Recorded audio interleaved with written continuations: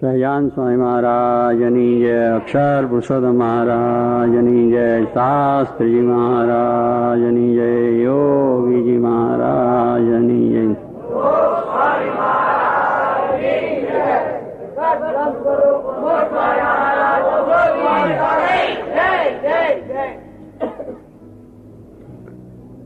કીર્તન આપણે હમણાં સાંભળ્યું કે બધા પ્રસંગો વાંચ્યા, યોગીજીમાના પ્રસંગો કયા, કેવા કેવા મુશ્કેલી, કેવા કેવા દુઃખ ભક્તોને આવ્યા છે અને સ્વામીને પણ આવ્યો છે. આપણે સાંભળ્યું એ જ ભાવનું કીર્તન છે કે હરિજન થઈને હાન વૃદ્ધ સુખ દુઃખ માણે તો એમાં મૂંઝાવું નહીં. હરિજન થઈને હાન વૃદ્ધિ થાય, સુખ દુઃખ આવે તેમાં મૂંઝાવું નહીં. એ આપણને સ્વામી કીર્તનમાં સમજાવે. કારણ કે ભગવાનના ભક્તોને આ વસ્તુ આવે છે. કેટલુંક આપણને પ્રશ્ન થાય કે આપણે ભગવાનના ભક્ત થયા, સત્સંગી થયા, કથા વાર્તા કરીએ, ભજન કરીએ, સેવા કરીએ, આ બધું જ કરીએ છીએ, છતાં મુશ્કેલી કેમ આવે? એને તો ના આવી એવું આપણા મનમાં રહે છે. પણ આ બધા દ્રષ્ટાંતો જોઈએ છીએ ત્યારે એ ભક્તોની જ કસોટી હોય છે. કસોટી કોની થાય? પિત્તળની થાય. શેની થાય? સોનાની કસોટી થાય. સોનું છે ને કસોટી પર ચડાવવું પડે, બરોબર. હવે સોનું છે છતાં ને કસોટી ચડાવે. પિત્તળને કોઈ કસોટી ચડાવે ને? પિત્તળ તો પિત્તળ છે. એટલે જે મનુષ્યો આવા સારા છે એને માટે કસોટી, જે દુનિયામાં સારા માણસો કહેવાય એને જ મુશ્કેલી આવી છે. તમે દાખલા બધા જોજો, એની અંદર જે સારા માણસો કહેવાય અને જે ભગવાનના ભક્તો થયા છે એ બધાને આવ્યું છે. અવતારો થયા તો એમને પણ આવ્યું છે. મુશ્કેલી એ આવે જ છે. એટલે સ્વામી કહે છે એ વખતે ધીરજ રાખવી એની વાત કરે કે એમાં હિંમત હારવી નહીં. હિંમત હારીએ તો કંઈ થાય નહીં. મારે કહે છે જ્યારે કંઈ પણ દુઃખ આવે તો ધીરજ રાખવી, મૂંઝાવું નહીં, ભગવાનને યાદ કરવા, બધું સારું થઈ જાય છે. એટલે આવી રીતે આપણા કાર્યોની અંદર હાન ને વૃદ્ધિ પણ આવે. હાન એટલે નુકસાન પણ થાય અને સારું પણ થઈ જાય. તેની અંદર આપણા મનમાં જાણવું કે આ ભગવાનની ઈચ્છાથી થાય છે. ભગવાન સર્વ કરતા છે. સ્વામીની વાતમાં લખ્યું છે કે ભગવાન સર્વ કરતા છે. તો સુખ આવે તો સુખ ભોગ લેવું, દુઃખ આવે તો કેમ? એ તો ના થાય. પણ કહેવાનું સુખ મનમાં આ સ્વામી કે સર્વ કરતા પરમાત્મા છે એમ આપણે સમજવું, ભજન કરવું. પણ એ ભજન કરતા એમાં જો સુખ આવે તો સુખ એવું, એ ભગવાનની ઈચ્છાથી આવ્યું છે. એમ ના માનો કે આ મારી મહેનત ને મારા પુરુષાર્થ આવ્યું એમ ભૂલાઈ ના જવું. અને દુઃખ આવે તો મનમાં એને ભોગવી લેવું કે એ ભગવાનની ઈચ્છાથી આવ્યું છે, મારે આપણે ભોગવી લઉં. કારણ ભગવાન જે કરશે સારા માટે કરશે. આપણે દુઃખ આપ્યું છે એમાંય ભગવાનની કંઈક ઈચ્છા છે એવું માનીને ભક્તો સર્વ પ્રકારે રાજી થાય છે.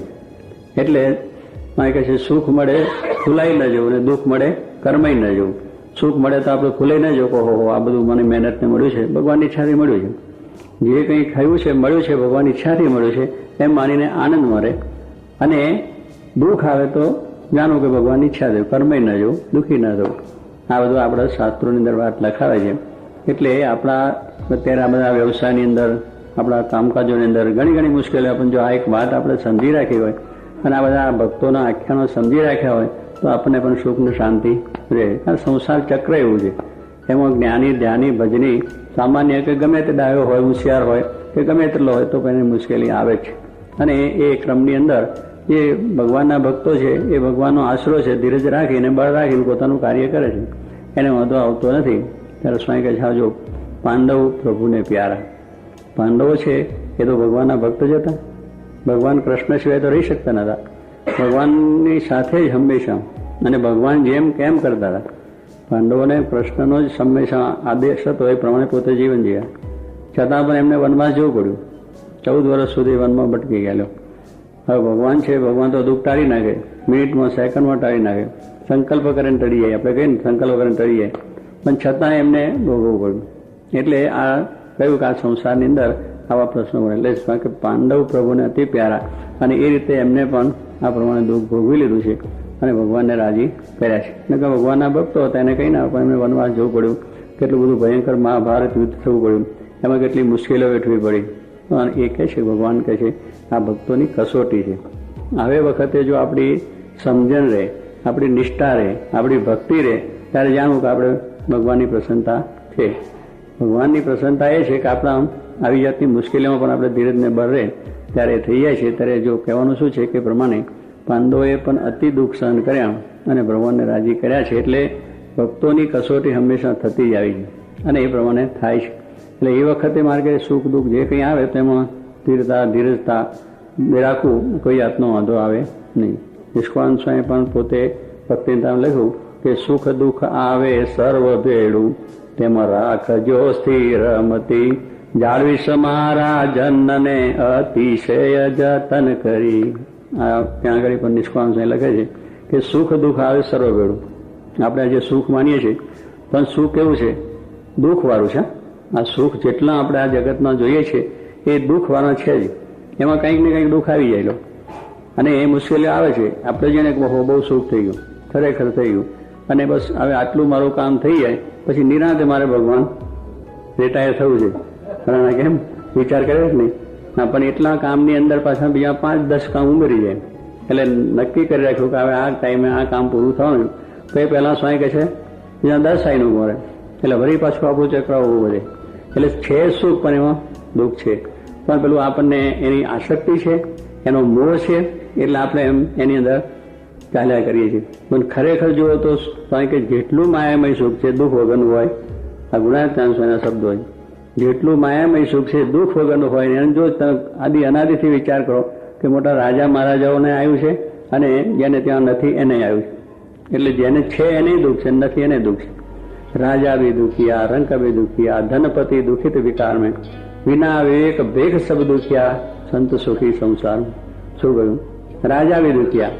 રાજાઓની પાસે રાજ હતો, અત્યારે બધા ચાલ્યા ગયા છે કેટલાય, પણ કહેવું છે રાજા હતા તો એ બિચારાને દુઃખ. કારણ કે પોતાની ઈચ્છાઓ અંદરની પ્રબળ હોય ને, એટલે કાં તો બીજા રાજ વધારવાની ઈચ્છા હોય, એટલે એ પ્રમાણે કોઈ જો લડીને ઝઘડા ચાલ્યા જ કરે, હા ઝઘડા થયા જ કરે. અને કાં એ પ્રમાણે પછી એની પાસે આ બધું છે એની ઉપર બધાની સત્તા કરવા માટે પણ ચાલ્યા કરે. અમેરિકા પાસે ઓછું છે, બધું છે, પણ છતાં હવે અત્યારે રશિયા ગયા પછી થયું છે મારો જ પાવર આખી દુનિયા પર થવો જોઈએ. તો ભાઈ બેસી રહે છે હમણાં નકામ દુનિયામાં લડવા ઝઘડા કરે કરવાનું. પણ આટલું બધું છે, ખાવાનું છે, પીવાનું છે, વ્યવસ્થા છે, બધું છે, કાંઈ દુઃખ કોઈ જાતનું છે નહીં. પણ એના મનમાં એવું રહ્યા કરે છે કે આખી દુનિયા પર મારું વર્ચસ્વ થવું જોઈએ અને એટલા માટે બીજા નામ કરી આવે, પેલા નામ કરી આવે. અને સ્વામી કહે છે પેલા બિલાડીના જેવો ન્યાય, કટકો અને નાખે અન્ન કરે, બે કટકો મળે પેલા વાંદરે ન્યાય કર્યો ને એવું બધું થયું. એટલે બે ભૂખી રહે બિચારી. એટલે પોતાનો સ્વાર્થ સાજો, બીજાને કે તમારે શસ્ત્રો બનાવવાની ને એ પોતે વેચ્યા કરે. એટલે આવું બધું ચાલે. બીજાને બંધી કરવાની વાત અને પોતાને ઓપન રહેવાની વાત. એટલે આવી બધી વસ્તુ છે કે રાજા બી દુખિયા, કે આવી સત્તાઓને પણ અત્યારે દુઃખ છે. એ રાજાઓ હતા તો રાજાઓને પણ હતું, કારણ કે લડીને ઝઘડાઓ બધું ચાલ્યા જ કરે, કરાશ માટેની તકરારો હોય જ કરે. પણ એકબીજાનો રાજ હોય, સારી રીતે રહેતા હોય, પછી બીજાના રાજને શું હાનિ કરવી, બીજાને નુકસાન શું કા કરવું, પોતે આનંદથી રહેતો શું વાંધો. એટલે સ્વામી કહે છે આ પ્રમાણે સ્વાભાવિક રીતે દરેકને દુખિયા થાય છે. એટલે રાજા બી દુખિયા, રંક બી દુખિયા, કંઈ નથી એને પણ દુઃખ છે. શું ખાવું, ક્યાં રહેવું, કેમ કરશું, શું કરવું, એનો વિચારની જિંદગી પૂરી થાય. અને ધનપતિ દુઃખી, પૈસાદારે દુઃખી. પૈસાદારને પણ પૈસા આવ્યા એટલે જાણે બહુ સુખ થઈ ગયું, ત્યાં આપણે કંઈ વાંધો નથી, પણ રાતની ચિંતા ચાલે. ત્યાં પૈસા આવ્યા છે હવે ક્યાં ગોઠવા, કેમ મૂકવા, કોઈ ચોર આવશે લઈ જશે, આ છે તે છે. અને એ બધા વિચારો એને પણ થયા કરે. કારણ કે આ પ્રમાણે સરકારી કાયદા કાનૂન બીજા ત્રીજાની ગરીબ મૂંઝવણો ખૂબ હોય છે. એટલે એની અંદર પણ એને પૈસા હોવા છતાં એ વિચારમાં પોતે રહે છે અને એને ભોગવી શકતો નથી. એના એ સુખને ભોગવી શકતો નથી. ચિંતામાં એનું કામ ચાલ્યા જ કરે. એટલે સ્વામી કહે છે કે પ્રમાણે ગણપતિ એને પૈસા હોવા છતાં એ પૈસાનો સારી રીતે ઉપયોગ કરી ન શકે અને એની ચિંતામાં પૂરું થઈ જાય, એનું જીવન પૂરું થઈ જાય છે. એટલે સ્વામી કહે એ પણ દુખ્યા છે. એટલે આપણને લાગે છે આ સુખ્યા છે, પણ તમે જો કેટલાય જોયા છે કબજોપતિ ને કરોડપતિ ને બધા, પણ બીજાને કંઈક ને કંઈક દુઃખ હોય, કંઈક ને કંઈક પોતાનું દુઃખ હોય જ છે. અને એ બધી રીતે મુશ્કેલી, સંસારનું કંઈ દુઃખ હોય, પોતાના કુટુંબીનું કંઈ દુઃખ હોય, સમાજનું કંઈ દુઃખ હોય, કંઈ સરકારી દુઃખ આવી પડ્યા હોય. એટલે આવું બધું હોવા છતાં પણ માણસને આ દુઃખો બધા છે જ અને ચાલ્યા જ આવે છે. એટલે સ્વામી કહે છે રાજા બી દુખ્યા, ધનપતિ દુઃખિત વિકાર મેં, વિના વિવેક. પછી બેઠા મૂડાઈને સાફ કરીને બહાર થઈને બેઠા, પણ સ્વામી કહે છે એને વિવેક નથી તો એ પણ દુખ્યા છે. કે જેને ઘર મૂક્યું, બહાર મૂક્યું, પૈસા, સમૃદ્ધિ, આ બધું વૈભવ મૂકીને આવ્યા, બરાબર. હવે અહીં આવીને પાછા આની ઈચ્છા રાખીએ, જે મૂક્યું છે એની પાછી ઈચ્છા રાખીએ, અહીં આ મળે તો સારું, આ બધા બંગલાવાળા છે તો આપણે બંગલો થાય તો સારું, એને માટે બધું ભેગું કરીને પોતાનું મિલકત ભેગી કરે. સ્વામી કે ઉપાધિ થઈ નહીં, પાછી ઉપાધિ વર્ગી પછી એ તારા બંગલા થયા, પછી એની બીજું થયું, ત્રીજું થયું, એમાં બધી વસ્તુ ચાલુ થઈ ગઈ. ત્યારે સ્વામી કહે જો એની અંદરથી પાછો સંસાર ઉભો થઈ જાય. એટલે વિવેક નથી. વિવેક હોય કે જે વસ્તુ મૂકી ગઈ નાશવંત વસ્તુ છે, નાશવંત વસ્તુ સમજીને મૂકી છે, ફરી એની ઈચ્છા શું? જે વસ્તુ નાશવંત છે એની પછી લેવાની વસ્તુ હોય નહીં, એની ઈચ્છા પણ હોય. સમજ્યા કે જે વસ્તુ દુઃખદાયક છે એ વસ્તુ પાછી ભેગી શું કરી? એટલે એ સમજણ નથી, વિવેક નથી, એટલે ઈચ્છા નહીં રાખે. જોઈએ છે કે અનેક આની અંદર દુઃખી છે, અનેક દુઃખને પામ્યા છે, એ વસ્તુ માટે દુઃખ પામ્યા છે, પંચ વિષયો કે જે જગતના પદાર્થો છે, બીજું તો પછી આપણે તો મૂક્યું છે તો એની ઈચ્છા ના રાખવી જોઈએ. એનો સંપૂર્ણ રીતે ત્યાગ, પણ એને માટે પ્રયત્ન કરે, પુરુષાર્થ કરે, વાતો કરે, બીજું કરે. પણ વાત પેલી છે પોતાનું પાછું ભેગું કરી અને માથું માયા જગત ઊભું કરવાની વાત થાય ત્યારે શું કે એ પણ દુખ્યો. એ આવ્યું પછી એને ક્યાં સાચવું? એને પછી ક્યાં મૂકવું? બેંકમાં મૂકવું, બીજે મૂકવું, કોકને ઘરે આપવું તો કોઈક ભરી ભાગ્યું. કારણ કે એને તો બધું કંઈ ખબર ન હોય ને, એટલે કોઈ ક્યાં મૂકે? ગ્રસ્તને ત્યાં મૂકે. પછી એ બિચારો બધું એ થઈ જાય તો પાછું દુઃખ, ચિંતા થઈ. બીજું સ્વામી ગુણાશ્વામીએ કહ્યું કે જુનાગઢમાં કે ફલાણા એક સંત છે એને પટારો રાખ્યો પણ કંઈ રાખતા નથી. પટારો છે પણ કંઈ રાખતા નથી. કે પટારો શું રાખ્યો? પટારો રાખવાનું કારણ શું છે? કઈ વસ્તુ આપણી પાસે છે નહીં. મારા કઈ 11 લુગણા છે અને આ જે પાઠ પૂજાનું પુસ્તક છે એટલું જ આપણે છે. પછી પટારાની જરૂર ખરી? એને લોક મારવાની કઈ જરૂર ખરી? કે રાત્રે કોઈ લઈ જશે, નહીં લઈ જાય પણ છે નહીં. પછી શું? જેની પાસે કંઈ નથી એની પાસે લૂંટાનો ભય છે. જેની પાસે હોય લૂંટાનો ભય છે. તો અહીં કહેતા ભીમદાન ખીમદા 2 બાવા અને 2 બીજા લંગોટ પર, બીજું કઈ વસ્ત્ર ઉપર ના મળે. અને એમને એમ પોતે ફરતા હતા. એક ગામમાં ગયા. એ ગામમાં ગયા ત્યાં આગળ એ ગામમાં કંઈક ગામનો ચોરો છે ચોતરા જેવું, ત્યાં સૂતા. અને રાત્રે સૂતા એટલે સ્વાભાવિક રીતે મચ્છરની ઉપાધિ હતી. મચ્છર પછી આવ્યો રાત્રે સુએ એટલે. રાત્રે પછી સૂતા એટલે પછી ત્યાં આગળ મચ્છરમાં બીજાને એમ ચાલ્યા કરે, બારે ઘડી આમ ઝાપટ મારે આમ કર્યા કરે. અને કયા પણ થોડીક એ થયું. એમાં એક એને ચોર આવ્યો કે બાવા 2 સૂતા એટલે કંઈ જોરી મસી કે લાવો કંઈક કરી, એટલે ફોમફોડ કરવા લાગ્યા. તો પેલો કહે છે ભીમદા એ ક્યાં કુછ હોતા હે કે એસા થાય? તો મારા પાસે મોકલ, મારા મચ્છર ઉડાડે. બે પાસે શું લેવાનું છે? જેને સ્વાઈ કહે છે ઘરમાં ગોકળ આઠેમાં હોય એને પછી કઈ લોકો છે એની પાસે શું ઘરમાં જઈને ફંફોડી નાખે ને તો શું? આપણા નાથ ભક્ત હતા વડોદરાના, આ બહુ મોટા ભક્ત રાજ, મારા નાના નિષ્ઠાવાળા હતા, વડોદરામાં રહેતા હતા અને પોતે મારાની અનન્ય ભક્તિ પણ કરતા અને ગરીબ માણસ. એટલે શું શાક બકાલાનો ધંધો કરે. એટલે માર્કેટમાં હોય ત્યાં બોલતું થોડુંક પોટલા મારી નહીં, લોકો રસ્તામાં બેસતા એવી રીતે શાકભાજીની ઢકલીઓ કરીને બેસે. હવે એમાંથી બીજાના સાંજે 4 આઠાના મોડ મળે અને એમાંથી પોતાનો નિર્વાહ ચાલે. પણ એમાંથી પણ પૈસા થોડા બચે.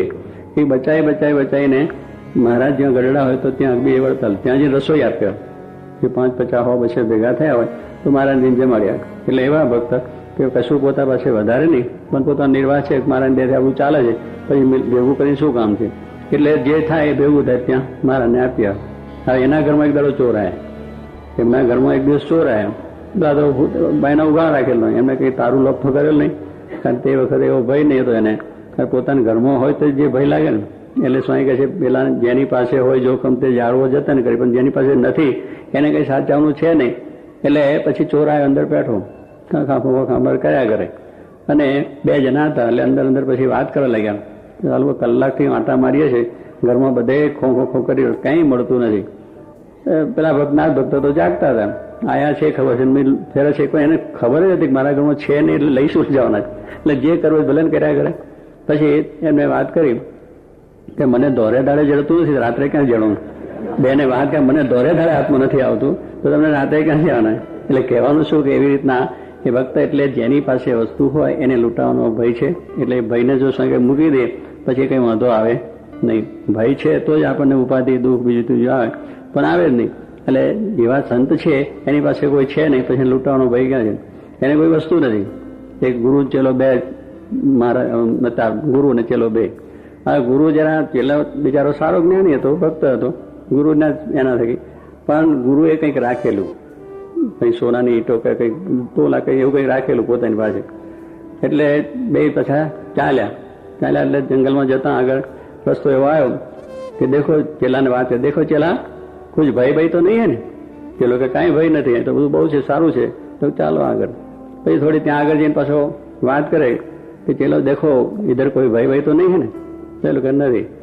એમ કરતા આગળ ચાલતા જ મહિનો એક ઘઉં 2 ઘઉં જાય ને પાછું પૂછે કઈ ભય તો નહીં ને ચેલો સમજી ગયો મહારાજ ગુરુ દરરોજ દર વખત પૂછપૂછ કરે તો ભય નથી શું છે કે એટલે પછી એની જોરી પણ થોડી એમાં પેલું સોનું કઈ હતું થોડું પૈસા એટલે પછી એને પેલા ગુરુ જરા આગા પાછા થયા અને લઈને નાખી દીધું કુવામાં કંઈક એવું છે એમાં નાખી દીધું.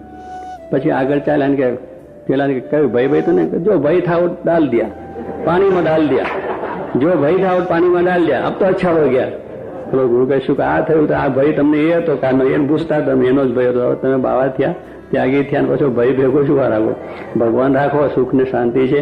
એ કહેવાનું શું છે કે આવી રીતે ત્યાગી થઈને પણ જો આવી વાસના કે આવી ઈચ્છાઓ રાખે તો શું કે એ પણ દુખિયા છે. એ કંઈ પાર નથી થઈ ગયા કે ઘર મૂક્યું એટલે પાર નથી થયા. અહીંયા આવ્યા પછી પણ બધું ઘણું મૂકવાનું. અહીંયા માન છે, ઈર્ષા છે, ક્રોધ છે, આવી ઈચ્છાઓ છે, પંચવિષય ભોગવાની આ બધી વસ્તુને મૂકવાની છે. નિર્વાસનિક સ્વાય કે થાય ત્યારે એ ભગવાનના ધામને ત્યાગી કે ગ્રહી બેને નિર્વાસિક થવાની વાત છે. ગ્રસ્તને પણ નિર્વાસિક થવાનું છે. આ બધું મૂકવાનું છે જ્ઞાને કરીને સમજને કરીને જીવમાંથી. અને ત્યાગીને પણ છે. ત્યાગે મૂકી દીધું એટલે પાર નથી થઈ જાય. એટલે સ્વાય કહે છે આ પ્રમાણે એવા ભગવાન શ્રીમાના સંતો થયા કે જે આ કંઈ જોઈએ નહીં, જેને કોઈ વસ્તુ જોઈએ નહીં, આ દુનિયાની કોઈ વસ્તુની ઈચ્છા જ નહીં, અપેક્ષા જ નહીં, કેવળ ભગવાનના સુખે સુખ્યા. ભગવાનનું ભજન કરવું એના સુખે સુખ્યા, બીજું કોઈ સુખ ના જોઈએ. ગમે તેટલું આવે ગમે તેટલું મળે તો એની અપેક્ષા નહીં, ઈચ્છા નહીં, એનો પ્રયત્ન ને પુરુષાર્થ પણ નહીં. હરી ઈચ્છા એ હરે ફરને કરે કૃષ્ણ ભજનજી. હરી ઈચ્છાથી જે કંઈ મળે એનાથી સંતોષ, એનાથી એને આનંદ મળે તો ભલે, ના મળે તો ભલે, આપે તેનું જે ના આપે એની પણ જાય. પણ સ્વામી કહે છે કે એવી જાતના જે સંત છે એ સુખિયા છે, બાકી બધું દુખિયા. કે જેને કોઈ પ્રકારની ઈચ્છા નથી એ માણસ સુખ્યો છે. જ્યાં સુધી આપણે ઈચ્છાઓ વર્તે છે ત્યાં સુધી દુઃખ આપણને આવવાનું છે, મુશ્કેલી આપણને આપવાની. અને એનું જ કારણ છે ને આપણી પાસે હોય તો પછી બીજી ઈચ્છા રહે કે ભાઈ આટલું મળે તો સારું. સ્વામી કહે જેની પાસે 5000 છે પછી 10,000ની ઈચ્છા થાય કે 10,000 મળે તો સારું. 5,000ને ભોગવે ને 10,000ની ચિંતામાં પાછું મહેનત કરે ને કંઈ આગું પાછું કરો. 5 ને 10 ને 50 થાય, 50 ને લાખ થાય, લાખના 5 લાખને કરો. પછી માણસ નવરો ક્યારે થાય કે પછી સાચું ખોટું બધું કરવું પડે અને ઘણી ઉપાધિ કરવી પડે. ત્યારે સ્વામી કહે છે કે આ ઈચ્છાઓ છે કોઈની પૂર્ણ થઈ નથી, થવાની નથી. આપણી જરૂર છે એટલું જરૂર પ્રાપ્ત કરવું, કારણ કે ગ્રસ્ત છે, સંસાર છે, સંસારમાં રહેવું છે અને સંસારની સાથે આપણે કામ કરવું છે. એટલે આપણી જેટલી જરૂરિયાત છે, કોઈને લાખની હોય, 5 લાખની હોય, 10 લાખની કરવો, જે વ્યવસાયને જેવું જો કામ એ આપણે જરૂર પ્રાપ્ત કરવું. પણ એ સ્વામી કે પ્રાપ્ત કર્યા પછી આપણે ભગવાનને ભૂલવા નહીં. આ કરતાં પણ સાથે ભગવાનને ભૂલવા નહીં. આપણી જરૂરિયાતો છે એટલો પુરુષાર્થ પણ કરવો, એટલી મહેનત પણ કરવી, પણ એ મય બની જવું. ભગવાનની પ્રતાપે જ થાય છે, ભગવાને જ આપ્યું છે અને એ ભગવાનની સાથે યાદ કરવા કે જેથી કરીને વાંધો આવે નહીં. બાકી સ્વામી કોઈ વસ્તુ કોઈની પૂરી થઈ નથી અને થવાની પણ નથી. એ તો ભગવાન મળે ત્યારે જ્ઞાન થાય તો પૂરું થાય, જ્ઞાન થાય તો પૂરું થાય, બાકી પૂરું થાય એવું છે નહીં. ગમે એટલું આપણે કરીએ પણ જ્ઞાન હોય તો પૂરું થાય. મારાની ઈચ્છા જે છે એમાંથી આનંદ રહી જાય. કારણ કે આ બધું નાશવંત છે, નાશ પામી જવાનું. મળશે તો ભલે છે, ના મળે તો ભગવાનની ઈચ્છા છે. આવું હંમેશા જ્ઞાન. અને એ જ્ઞાન સત્પુરુષ શકે. જેવા પુરુષ જેને એવું જ્ઞાન છે એ પુરુષ પાસેથી આવું જ્ઞાન મળે. જોગી મારા જેવા પુરુષ હતા તો આપણને એમને આ જ્ઞાન આપ્યું છે. જગત ખોટું છે, નાશવંત છે, ભગવાન મળ્યા એ સાચું ધન છે. રે શ્યામ તમે સાચું નાનું, બીજું સર્વે દુઃખદાયક જાનું. રે શ્યામ તમે સાચું નાનું. શું કહે છે કે હે ભગવાન તમે સાચું નાનું. આ તો બધું જતું જ રહેવાનું છે. ભગવાન તો છે ને છે, એ કોઈ દિવસ નાશ પામતા નથી. આ દુનિયા માત્રનો પ્રલય થાય, અનંત કોટી બ્રહ્માંડનો પ્રલય થાય તો ભગવાન તો છે ને છે. મધ્ય 24 વચનાત્મા મહારાજે કહ્યું ચોકા પાટલાનું કહેવાય. ચોકા પાટલા રસોઈ થઈને જમી લીધું પછી ચોકા પાટલા થાય પછી કઈ રહ્યા ખરું? કંઈ ના રહે. એમ પ્રકૃતિ પુરુષ સુધીનું કાર્ય ચોખ્ખો પાટલો. પ્રકૃતિ પુરુષ સુધી કાંઈ રહેવાનું નથી, બધું સાફ થવાનું. ભગવાનનું ધામ અને મુક્તો આ વસ્તુ રહેવાની છે. બાકી બધી નાશવંત છે, બધી નાશ પામી જ જાય છે. એટલે સ્વામી કહે છે કે આ પ્રમાણે આ બધી વસ્તુ નાશ પામે છે ને ભગવાનનો કોઈ દિવસ નાશ નથી. માટે એ સાચી વસ્તુ, એ વસ્તુ છે ને સત્ય વસ્તુ એની છે એ રહેવાની જ છે. એ કોઈ દિવસ નાશ પામતી નથી. ત્યારે એ વસ્તુને જો આપણે સમજીએ તો પછી આપણને પણ આ લોકની ઈચ્છામાં બધી ટળી જાય અને શાંતિ થઈ જાય. એટલે સ્વામી કહે છે કે ભગવાન એક સાચું નાનું સાચી સંપત્તિ આપણી એ છે. આ બધી સંપત્તિ મળશે ખરી, ભોગવીશું ખરું, પણ એ દુઃખે થાય અને બંધને થાય. અને આપણને મુશ્કેલી થાય. એટલે એને આપણે જરૂર છે એટલે ભોગવા માટે રાખવાની અને સારા કામો વપરાય એને માટે વિચાર આપણે રાખવો, સત્સંગ કરો. પણ કહેવાનું શું છે, સાચું નાનું ભગવાન છે એ કાયમને માટે જો નરસિંહ મહેતાને મળ્યું તો નરસિંહ મહેતાએ ભોગવ્યું ના મળ્યું. ભગવાન રૂપી સમય પાસે બીજું કંઈ હતું, કંઈ મિલકત નથી, કંઈ ફેક્ટરી નથી, પણ ભગવાન રૂપી એને પોતે ધન રાખ્યું તો પછી એનાથી સુખ્યા થઈ ગયા. આજે નરસિંહ મહેતાને સાંભળીએ, ભજન સાંભળીએ. મીરા છે એને પણ પોતાનું રાજ સંપત્તિ હતી તો મૂકીને એને ભગવાન રાખ્યા, તો એને પણ ભગવાનનું આજે સુખ આવ્યું છે. એના ભજન કીર્તન આપણે સાંભળીએ. આ સંતો 500નો કીર્તન આપણે સાંભળીએ, એમને પણ શું એ કર્યું, એમને પોતે ભગવાન રૂપી સંપત્તિ રાખી, શ્રીજી મહારાજ રૂપી સંપત્તિ. તો આજે બ્રહ્મા અને નિત્ય અને બધા સંતોને આપણે સંભાળીએ છીએ. એનું કારણ શું કે એ રીતે કે આ રીતે ભગવાન રૂપી સંપત્તિ એ સાચી છે, આધ્યાત્મિક સંપત્તિ એ સાચી છે. અને એ સંપત્તિને જેટલી સાચવીશું તો એ સંપત્તિને લઈને આપણી આ સંપત્તિ આપણે સુખદાયક થશે. છે દુઃખદાયક પણ સુખદાયક બનશે. કારણ કે ભગવાન રૂપી સંપત્તિને સમજ્યા, ભગવાનનો આશરો કરે એ સાચું છે એમ સમજીને જો આપણે કરીએ તો આ સંપત્તિ ભગવાનને માર્ગે વપરાશે, મહારાજને માર્ગે વપરાય નહીં. સ્વામી કે પોતાનું પૈસા હોય તો સારા કામમાં વાપરવાનો વિચાર થાય, ચાલો ભગવાનના કામો વાપરીએ. આપણા કુટુંબ હોય તો એને પણ કહે ચાલો આ ભગવાનની કઈ સેવા છે, બધા કરવા સેવા માટે જાઓ. આપણું જે વાહન હોય, ગાડીઓ હોય, મોટર હોય કે જે કંઈ હોય, ખેડૂત હોય તો બળદગાડી, કંઈ ભગવાનના કામમાં આવીએ તો એ બધું સુખદાયક બન્યું ને. સ્વામી કે માયા છે કેવળ દુઃખદાયક છે કે કઈ સુખદાયક ખરી? સીતારામ એટલે સુખદાયક માની પાસે વર્ગી ના પડતો. આ તને આ તો પાછું સાંભળે સીતારામ આ તો સુખદાયક છે માટે પણ એ તો પાછું સમજી રાખવું, પાછું એમાં મનમાં જીવમાં ના પહેવા દેવા, દેહે કરીને ભોગવી લે પણ જીવમાં ભગવાનને સ્થાન છે. એટલે માયા કઈ દુઃખદાયક છે કે સુખદાયક ખરી? ત્યારે મારે કે સુખદાયક છે કે ભગવાનને સદના કામમાં આવે તો સુખદાયક છે, અને એના કામમાં જો ના આવે તો બધી દુઃખદાયક છે, એ દુઃખ થવાનું છે. એટલે ભગવાનને સદના કામમાં જેને આવ્યું, દાદા ખાચરને બધું કામમાં સુખદાયક થયું નથી. દાદા ખાચરને આખું કુટુંબ પરિવાર, ધન ધામ કુટુંબ ગરાજ બધો મહારાજને અર્પણ, મહારાજને અર્થે કામ આવી ગયેલો. કેટલા સભાઓ, કેટલા ઉત્સવો બધું થયું. દાદા ખાચરે બધો ઉત્સવ જે પોતાનું આવક હતી એ મહારાજને સંતોને અર્થે વાપરતા અને પોતાના કુટુંબ પરિવાર સાથે સેવામાં અખંડ જોડી જાય. ત્યારે એની માયા સુખદાયક થઈ ગઈ. એક બધા ભક્તો થઈ ગયા, એનું નામ આપણે લખી ગયા. એટલે સ્વામી કહે છે ભક્તો છે એને જે બધું ભગવાનના કામમાં હતું એને સુખદાયક, પણ જો ભગવાનના સંતમાં ના આવે તો દુઃખ થઈ જાય. જોગી મહારાજ ભાઈ ઘણા વખત ગમત કરતા, ઈશ્વરદા આપણા છે ને દેસાઈ, એટલે સ્વામી કે ઈશ્વરદા મોટર આજે છે સંતો હરિભક્તો આવે છે કામ. સ્વામી કે જરા સ્ક્રૂ નીકળી ગયો, સ્ક્રૂ. સ્વામી કે સ્ક્રૂ નીકળેલ રહેશે, સંતમાં કામ મને સ્ક્રૂ નીકળેલ રહેશે. એટલે ગમત કરે. કહેવાનું શું કે ઈશ્વરદાને એવી ગમે. એટલે જો ભગવાનના સંતમાં કામમાં આવી છે તો એ બધું સુખદાયક. કામ તો જવાની છે કે આપણી પાસે રહેવા નથી, ભાગી જશે, તૂટી જશે. પણ જેટલો ટાઈમ એમાં કામમાં આવી, કોઈ પણ વસ્તુ આપણી કોઈ પણ વસ્તુ જો ભગવાનને સંતને કામમાં આવી તો એ શાસ્ત્રમાં લખાઈ જઈએ. બાકી લાખો આપણે ભોગવીશું તો કે શાસ્ત્ર લખ્યું દ્રૌપદીની ચિત્રી, એક ચિત્રી કામમાં તાંદુલ આવી ગયા કહો. અને પેલા જીવન ભગત હતો આપણા જેતલપુરમાં, તો મારાને રોટલો ને ભાજી જ મળ્યો તો એ કામમાં આવ્યું.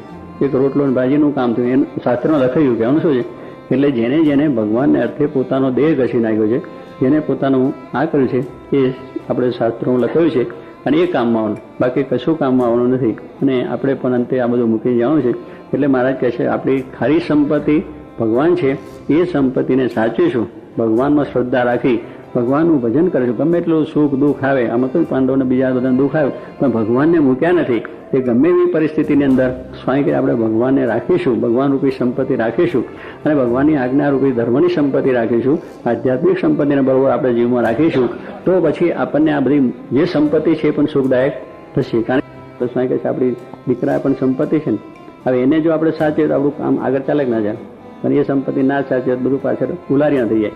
એટલે સ્વામી કે એ બધી સંપત્તિ જેમ સાચવા વિચાર કરી, બાપ દાદાએ મિલકત આપી હોય તો મિલકતને બહુ સાચવીએ, એ પૈસા ટકા વેપાર ધંધો કંઈ આગળ વધારીએ, એના કરતાં મારું સૌયું થાય, એના કરતાં મારે મકાન સારો, બીજું તો બધું આપણે એ બધું સાચવા પ્રયત્ન કરીએ છીએ. હવે નાશવંત છે થતા પ્રયત્ન કરીએ છીએ તો આ તો સાચી સંપત્તિ. ભગવાને આપણને જે વારસામાં સત્સંગ મળ્યો હોય, આપણે કંઈક ધર્મનો વારસો મળ્યો હોય તો એને પણ સાચવવો, એને પણ આપણે એને વધારો, ઘરમાં બધા ભક્ત થાય, સત્સંગી થાય, સારા થાય, સંસ્કારી થાય. આ બધી સંપત્તિ છે એ પણ સાચવવાની. એટલે આધ્યાત્મિક સંપત્તિ એને કહી છે, ભગવાન રૂપી સંપત્તિ છે, એની પણ એટલી જ આવશ્યકતા જરૂર છે. પણ માણસ ભૂલી જાય, પેલી સંપત્તિ માટે, ખોટી સંપત્તિ માટે પ્રયત્ન કરવાની છે, ના નથી કહ્યું, પણ એને પાછળ આપણું આ બધું ભૂલી નહીં જવું. આ સંપત્તિનો પેલી આ જે લૌકિક સંપત્તિનો આધાર પણ છે ભગવાન, એ સંપત્તિનો આધાર પરમાત્મા છે અને પરમાત્માને રાખીએ તો આ સંપત્તિ આપણે સુખદાયક થાય. એ તો બે જ ચાલી રહ્યું તો કરોડ બિલ્ડિંગ હેઠું પડે ને આપણે, અહીંયા બધા બિલ્ડિંગો કરો છો એટલે ફાઉન્ડેશન કેવું કરો, મજબૂત એકદમ, કે તૂટે નહીં, ગમે એટલું વાવાઝોડું અને ગમે એટલું એ થાય તો ધરતીકંપ થાય તો પડે નહીં, એવી રીતનું આખું બિલ્ડિંગનો આપણું પાયો કરીએ છીએ. તો સ્વાય કે એટલું જો એની અંદર હોય તો કોઈ વાંધો આવે ને, પછી હુઈ ને અંદર અને ગમે એટલું વાવાઝોડું અને ધરતીકંપ થાય તો કોઈ આપણને વાંધો આવે ને, કાંઈ મજબૂત પાયો છે, આપણે સમજ્યા જ. એમ આપણો જે ધર્મરૂપી પાયો મજબૂત હશે, ભગવાનરૂપી પાયો મજબૂત છે, પછી આ દુનિયાના ગમે એટલા વાવાઝોડા આવે ને તો આપણને અસર થવાનું નથી. આપણે મહારાજ કે જીવતા લાખના મૂળે 100 લાખના, ભગવાન આપણી સાથે છે, ભગવાનના ધામમાં છે. તો આપણે આ એક વિચાર છે કે આપણે દુનિયાની અંદર ગમે એટલું થાય પણ ભગવાનરૂપી સંપત્તિ એટલે ભગવાનનો આશરો, ભગવાનનું ભજન કીર્તન, ગમે તેવી મુશ્કેલી, ગમે તેટલું સારા સુખમાં કે દુઃખમાં પણ ભગવાનનું ભજન અખંડ કરવું અને એનાથી સર્વ પ્રકાર સુખ્યા થવું.